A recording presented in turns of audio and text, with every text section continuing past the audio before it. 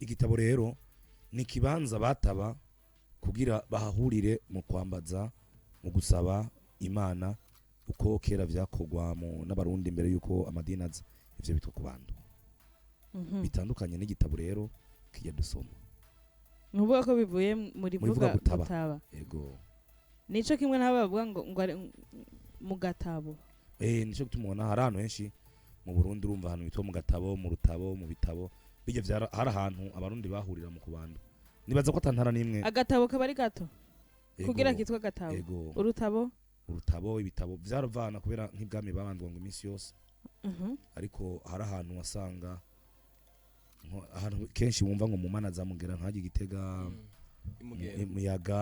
mu vyerwa vy'Imana hari ibibanza bikomakomeye cyane ahantu abantu bahurira mu gigo ku bantu ari naco gituma rero usanga mu Burundi ahatari hake hariho ahantu bitwa mu gatabo mu gitabo mu rutabo kuvuga aho hose umuntu hagendera kabona amenye yuko ari ahantu babandirwa kera Kazoza FM, be your own boss.